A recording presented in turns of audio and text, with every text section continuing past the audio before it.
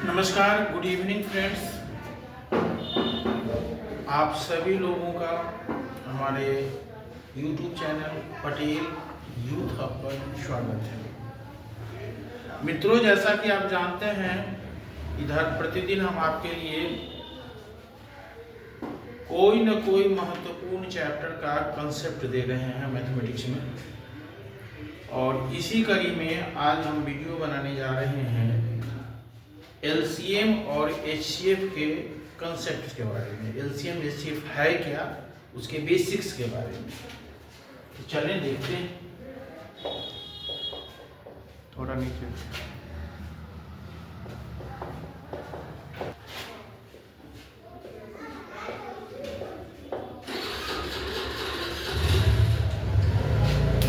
LCM and HCF. LCM और HCF से संबंधित कंसेप्ट को समझने से पहले हमें यह देखना है कि आखिर ये किस बला का नाम है, इसका फुल फॉर्म क्या है। तो एलसीएम का फुल फॉर्म होता है लीस्ट कॉमन मल्टीपल, और एचसीएफ का फुल फॉर्म होता है हाईएस्ट कॉमन फैक्टर।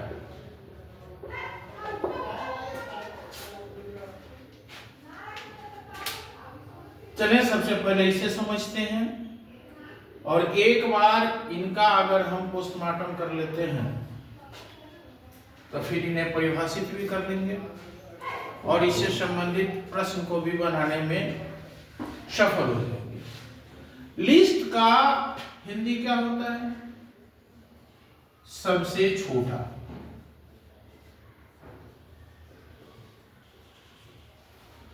कॉमन का क्या होता है? उभयनिष्ठ।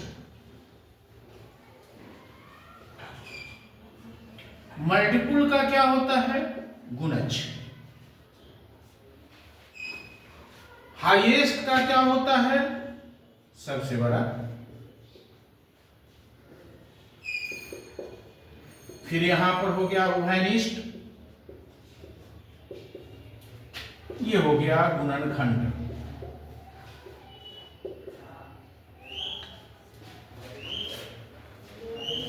अब आप देखो, सबसे छोटा, इसे समझाने की तो जरूरत है नहीं, आप समझ रहे हैं।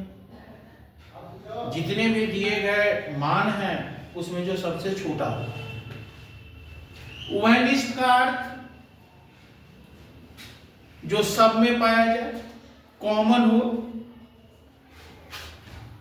गुणज, सबसे बड़ा भी समझ रहे हैं, उभयनिष्ठ भी समझ रहे हैं। यानी सिर्फ दो टर्म है, एक टर्म है गुणज, दूसरा टर्म है गुणनखंड। अगर इसे हम समझ पाते हैं तो फिर एलसीएम और एचसीएफ को परिभाषित कर पाएंगे। तो सबसे पहले इसे समझते हैं कि ये मल्टीपल और फैक्टर है क्या।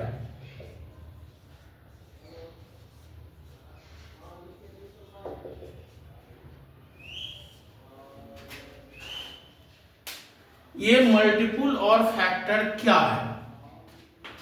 मल्टीपल और फैक्टर को आप ऐसे समझ सकते हैं, कोई एक संख्या लेते हैं हम, जैसे संख्या को हम ले लेते हैं 24। तो 24 को 12 विभाजित करता है, 24 को 24 विभाजित करता है, 24 को 8 विभाजित करता है, 24 को 6 विभाजित करता है, 3 करता है, 2 करता है, 1 करता है। तो जितनी संख्याएं 24 को विभाजित करती हैं वो सारा का सारा गुणनखंड हो गया। और ये संख्या जो है खुद गुणज हो गया। यानी अगर कोई दो संख्या अगर आप लेते हो, जैसे एक संख्या आप ले लो 18, दूसरी संख्या ले लो 36, तो 18 36 को विभाजित कर रहा है तो 18 हो गया गुणनखंड, 36 हो गया गुणज। ये हो गया गुणनखंड और ये हो गया गुणज, यानी मल्टीपल। यानी इसको आप ऐसे समझिए, let's if you take two numbers, one number is eligible to divide second one, then first number is called the factor of the second one and second one is the multiple of first one. ठीक है, अब हम LCM को का full form, HCF का full form करने के बाद इनके जो अर्थ हैं इनको हम समझ गए। अच्छा, एक चीज और है, आजकल हमारे एग्जाम में एचसीएफ के बदले में एक और टर्म का प्रयोग किया जा रहा है जो जीसीडी है। जीसीडी का अर्थ होता है ग्रेटेस्ट कॉमन डिवाइजर, यानी अगर एचसीएफ के बदला में जीसीडी का प्रयोग किया जाता है तो हम यही समझेंगे कि हमसे एचसीएफ के बारे में ही पूछा जा रहा है। ठीक है, तो ये एलसीएम एचसीएफ के जो भी टर्म हैं उनका हमने ये अलग अलग ढंग से इसका अर्थ आपके सामने समझा दिए। हमको लगता है कि इसे आप समझ गए। अब इसको हम परिभाषित कर रहे हैं, इसको परिभाषित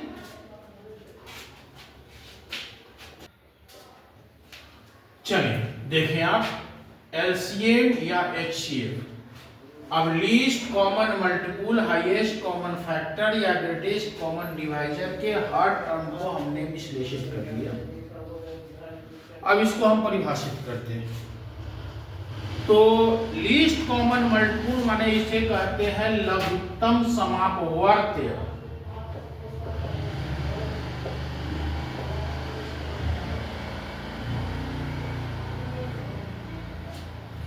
और इसको कहते हैं महत्तम समापवर्तक।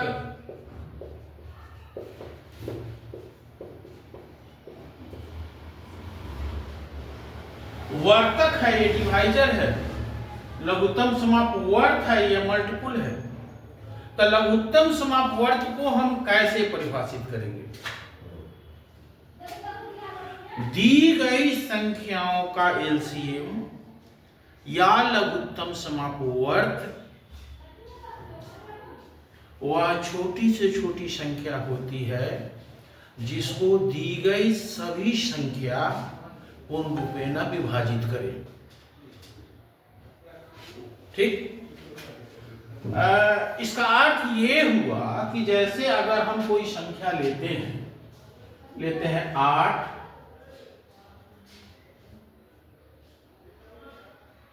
12,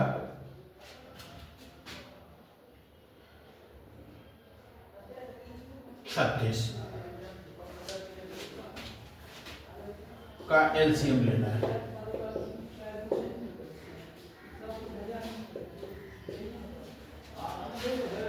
परिभाषा हमें यह बताती है कि दी गई संख्याओं का एलसीएम वह छोटी से छोटी संख्या होती है जिसको दी गई सभी संख्या विभाजित करे। इसका सीधा सा अर्थ ये हुआ कि दी गई संख्याओं का एलसीएम दी गई संख्याओं में जो सबसे बड़ी संख्या है या तो वो होगी या उसका गुणज होगा। कभी भी एलसीएम दी गई बड़ी संख्या से छोटा नहीं होगा। तो अगर हमें इसका एलसीएम निकालना है तो 36 जैसे इसकी सबसे बड़ी संख्या है लेंगे। अब ये 36 जब हम ले रहे हैं तो देखेंगे क्या 36 को सभी संख्या विभाजित कर रही है? तो ये 36 को 12 विभाजित कर रहा है, ठीक है, लेकिन 36 को 8 तो विभाजित नहीं कर रही है। इसका अर्थ है कि ये नहीं होगा। तब फिर इसका गुणज, तो 36 का गुणज 72, 72 को 12 भी कर रहा है और 8 भी कर रहा है। इसका सीधा सा अर्थ ये हुआ कि 8, 12, 36 का एलसीएम कितना हो गया? 72 हो गया। परिभाषा से आप निकाल सकते हैं बिना ज्यादा इसका फॉर्मूला से बनाने का, सिर्फ कॉन्सेप्ट से आप इसका आंसर निकाल सकते हैं। ये हो गया आपका एलसीएम।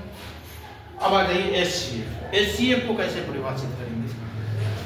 दी गई संख्याओं का एचसीएफ वह छोटी से छोटी संख्या होती है, वह बड़ी से बड़ी संख्या होती है, सॉरी, दी गई संख्याओं का एचसीएफ यानी महत्तम समापवर्तक वह बड़ी से बड़ी संख्या होती है जो दी गई सभी संख्या को विभाजित करती है। यानी अगर हमें 8, 12, 36 का एचसीएफ निकालना हो तो जो संख्या है वो इस सब को विभाजित करे। इसका सीधा सा अर्थ हुआ कि एचसीएफ जो होगा दी गई संख्याओं में सबसे छोटी संख्या होगा या उसका गुणनखंड होगा, यानी उसको भी वो विभाजित करे। तो इसमें सबसे छोटी संख्या कौन सी है? 8।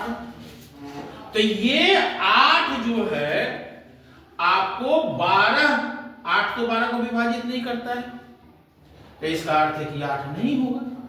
तो फिर 8 का गुणनखंड, तो 8 का गुणनखंड क्या होगा जो 8 को विभाजित करे? 4 जो है सो 12 को भी काट रहा है, 4 36 को भी काट रहा है। इसका सीधा सा अर्थ ये हो गया कि इसका एचसीएफ होगा कितना? 4। ठीक है।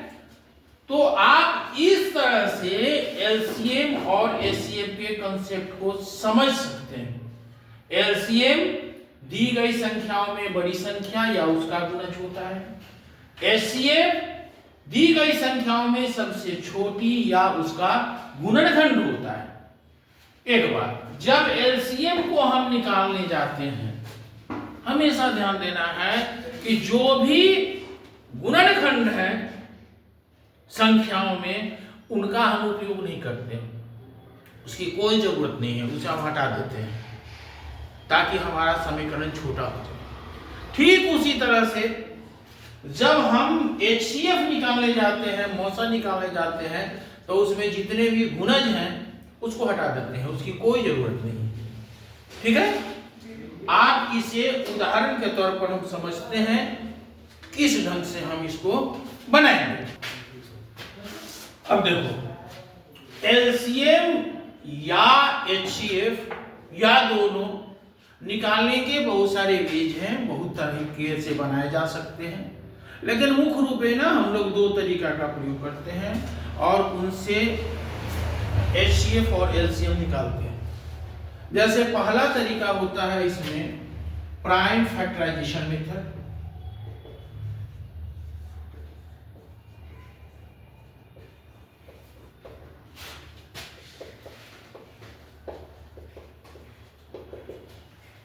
यह अभाज्य गुणनखंड विधि, यह अभाज्य गुणनखंड विधि क्या होता है? यानी जो भी संख्याएं दी गई हैं उनका हम गुणनखंड निकालेंगे अभाज्य के रूप में। अब जैसे देखें, हमको निकालना है 24, 30 और 45 का एलसीएम और एचसीएफ।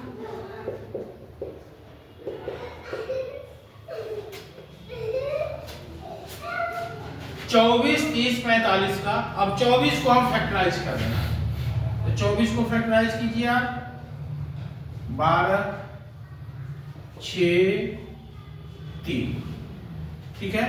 यानी 24 को आप लिख सकते हैं 2 के पावर 3। उसी तरह से 30 को फैक्टराइज करना है, कीजिए। 15, 3, 5, 2 गुने 3 गुने 5। उसी तरह से 45 को फैक्टराइज करें, तो 45 को अगर आप करते हो 45 का, तो 3, 3, 5, 3 का स्क्वायर 5। अब क्या करना है हमें? जब हमें एलसीएम निकालना है तो सारे फैक्टर्स को लेना है और ज्यादा पावर वाले को लेना है। सारे फैक्टर, सारे गुणनखंड के ज्यादा पावर वाले को लेकर आपस में गुना करना है। जैसे 2 का लेना है तो 2 के ज्यादा पावर कितने हैं? 3। 3 का लेना है तो 3 का सबसे ज्यादा पावर कितना है? 2। 3 के पावर 2। और 5 भी लेना है, 5 के कितने हैं? 1। ये हो गया आपका एलसीएम। यानी एलसीएम निकालने में हमें ये करने हैं कि जितने भी गुणनखंड हैं उन गुणनखंडों को का उपयोग करना है, ज्यादा पावर वाले को लेना है सबका और आपस में गुना कर देना है। और इन्हीं का अगर हमें एचसीएफ निकालना है तो क्या करेंगे? कॉमन फैक्टर लेना है जो सब में हो, माने दोनों में हो। तो यहां पर कॉमन देखे 2 यहां भी है, 2 यहां भी है, लेकिन 2 इसमें नहीं है तो 2 हम नहीं लेंगे। तीनों में होना चाहिए था ना, तो 2 नहीं लेंगे। अब देखे 3 इसमें है, इसमें है, इसमें भी है, ठीक है, तीनों में है तो कम पावर वाला इसमें लेना है, क्या ले लिया? 3। 5 इस दोनों में है, इसमें नहीं है, तो आपका एचसीएफ हो गया 3। यानी एलसीएम में सभी फैक्टर को लेना है, ज्यादा पावर वाले को लेना है, आपस में गुना करना है। और एलसीएम में के बारे में बताया आपको। एचसीएफ में उभयनिष्ठ लेना है जो माने सब में हो, कॉमन लेना है और कम पावर वाले को लेना है, फिर आपस में गुना करना है। तो यहाँ पर कॉमन सिर्फ 3 है, 3 इसमें भी है, 3 इसमें भी है, 3 इसमें भी है और कम पावर 1 है तो ये 3 लेती है। ये हमारा हुआ प्राइम फैक्टराइजेशन मेथड। अब दूसरा मेथड जो है, चलो तो दूसरा जो हमारा है जिसको हम लोग कहते हैं डिवीजन मेथड, भाग विधि।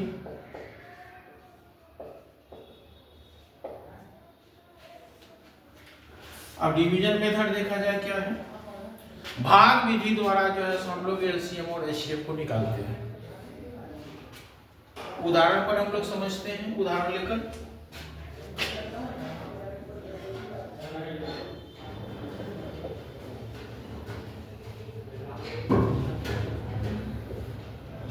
इन्हीं का निकालना है हमको एलसीएम और एचसीएफ, ठीक है। तो भाई सबसे पहले हम लोग ये करते हैं, इसका एचसीएफ निकालते हैं, हाईएस्ट कॉमन फैक्टर, चाहे जीसीडी एक ही है, जीसीडी तो इसको फैक्टराइज करते हैं और भाग देते हैं। आप इस तरह से एचसीएफ निकालना आज पहली बार सीखें।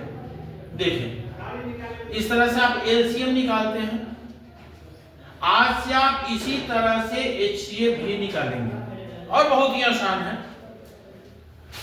एलसीएम में क्या होता है कि सब कटना चाहिए या कम से कम एचसीएफ में होता है सब कटना चाहिए किसी भी प्राइम नंबर से यहां, और एलसीएम में होता है कम से कम 2 कटना चाहिए, ठीक है। अब आप देखो अगर हम जीसीडी निकाल रहे हैं तो हमारा पहला काम ये है कि भाई इसमें कोई ऐसी संख्या है जो मल्टीपुल है यानी गुणज है, उसको हम हटाएंगे। गुणज है माने कोई किसी से कटता होता है, ऐसा तो कोई भी नहीं है, इसे ऐसी कोई संख्या नहीं है जो इससे कटता है। चलो भाई तो सबको निकालना है, तो शब्द को निकालना है तो अब हम देखेंगे सबसे छोटा अभाज्य संख्या 2, तो क्या 2 सबको काट रहा है? नहीं काट रहा है। 2 जो है 145 को नहीं काट रहा है। तो अगला जो है सो अभाज्य संख्या 3, 3 क्या सबको काट रहा है? निश्चित तौर पर काट रहा है। 3 ये 6 को भी काट हो गया, ये हो गया 8 हो गया, ये 10 हो गया, ये हो गया 15। अब बताएं क्या कोई दूसरी ऐसी संख्या है अभाज्य संख्या जो सबको काटती है?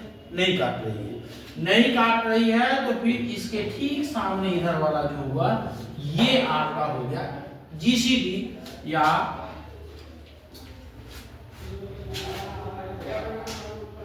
ठीक है।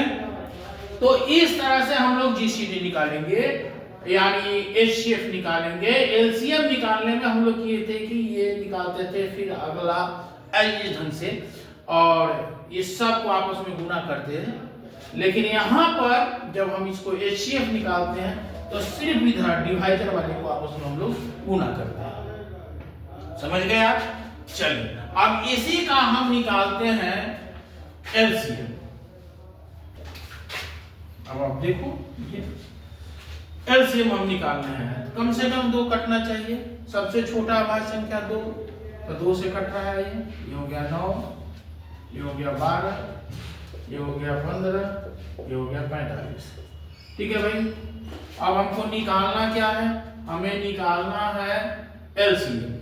तो जब हम एलसीएम निकाल रहे हैं तो हम आपको बताए थे कि जितने भी गुणनखंड है उसे हटाते जाएंगे। तो इसमें गुणनखंड है कौन? 9 है।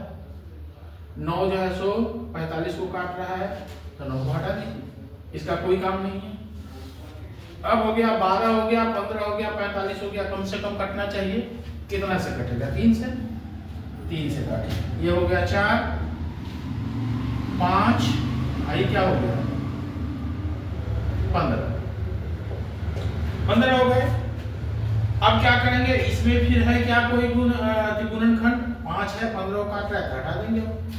तो अब सीधा सा हो गया 2 गुने 3 गुने 4 गुने 15, है ना? यानी क्या हो गया? ये 3 गुना 6, 6 चौका 24, और 24 के 15, 24 गुने 15 कितना होता है? 360। ठीक है। तो आप जो ही ये दिमाग में आप लाते हो और जब एलसीएम एचसीएफ निकालने में इसका प्रयोग करते हो कि भाई एचसीएफ निकालने में जितने भी मल्टीपुल है उसे हटा देंगे, एलसीएम निकालने में जितने भी गुणनखंड है उसे हटा देंगे, तो फिर ये प्रश्न आसान हो जाता है। एक और उदाहरण आते हैं।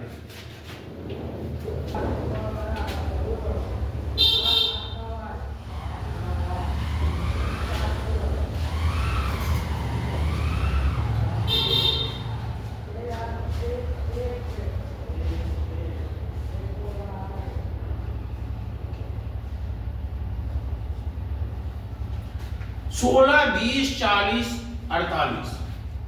अब इसी का हमें निकालना है एलसीएम। हम इसका एलसीएम निकाल रहे हैं सबसे पहले। तो एलसीएम निकाल रहे हैं, यानी पहला काम है ये कि इसके जितने भी गुणनखंड है उसे हटा देंगे। तो गुणनखंड क्या है? 20 है, 20 40 को काट रहा है, हटा देंगे। 16 है, 48 को काट रहा है, 16 को हटा देंगे। अब हमारे को हमको निकालना है सिर्फ 2 संख्या का, 40 और 48 का एलसीएम। अब यहाँ 2 से करेंगे, ये हो गया 20, ये हो गया 24। ठीक है। फिर 2 से करेंगे तो ये हो गया 10, ये हो गया 12। फिर 2 से करेंगे, ये हो गया 5, ये हो गया 6। 2 गुने 2 गुने 2 गुने 5 गुने 6। अब देखिए कैलकुलेशन करने में भी हम थोड़ा सा सावधानी और सतर्कता से काम करते हैं। जैसे 5 गुना 10, इसको अलग कर लेंगे, बाद में 1 बैठा देंगे। तो 6 गुना 12, 12 गुना 24, 2 से 40। तो इस तरह से हम जो है सो डिवीजन मेथड से एलसीएम निकालेंगे। अब इसी का अगर हमको एचसीएफ निकालना है, अगर एचसीएफ अगर हमको निकालना है तो फिर क्या करेंगे हम?